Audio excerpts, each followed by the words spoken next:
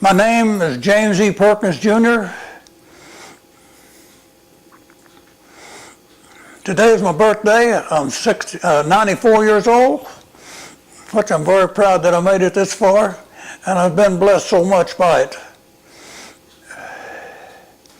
I joined the Navy in 1940, and there wasn't much going on back in them days for a job like, so I joined the Navy instead out of high school.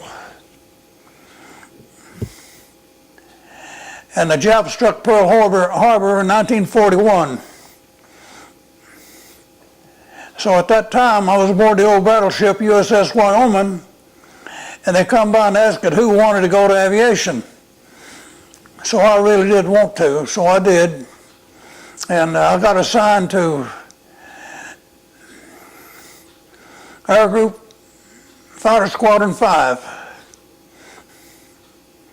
So then things began to happen after the Japs struck Pearl. And I was assigned to a fighter squadron,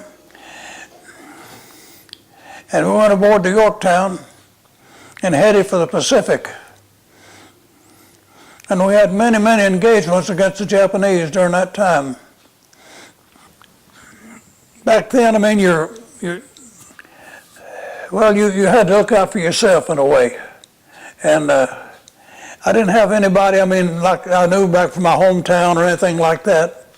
So I did make up some guys that I knew pretty well, but I can't remember their names. I would say when we were under attack by Japanese planes, that's when I was most concerned about things and wondering if we were going to get hit. Fortunately, we didn't get hit. But the ship later on, with other air group, went out to sea, and near the Philippines, the ship did get hit. But it wasn't vital. It killed a few people, but it went right down through the ship. And that was it. But other occasions, I mean, when we were under attack at other times, that is great exciting too. And you just wonder if we was going to make it. But fortunately, we did. And I'd say we're blessed again. Well, the USS Liscombe Bay took a torpedo near the Guadalcanal down there. And three of her airplanes, this was at night, we took three of them aboard. The first one come in was fine. The next one come in and landed, he busted a tire, but they pulled him on up behind the other airplane. The next one come in, he come in too high and he didn't even get the cable or the barrier wire, either one. He come right down on that last airplane right there that landed. And we lost 7 men that night. And the flight deck crew had the holes and everything else putting the fire out. And I was down there pouring stuff into a hopper for the water to go through so it help put out that fire. And that was what I was doing. And we also had a bogey on the horizon. So we didn't know if they could see the fire or not, but we got it out right away. I was in school in Chicago, Naval Air Tech School. And Truman gave the go-ahead on the bomb to hit Japan with an atomic bomb. And they hit twice over there, and that sort of told them they better give up. So they did. I felt relieved. And well, I could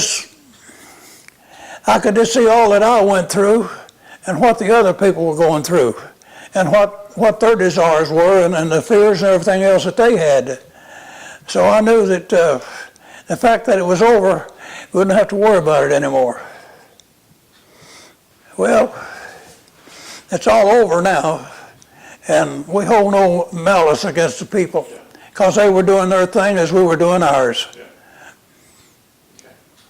So I guess that part of it was over, and I stayed in the Navy,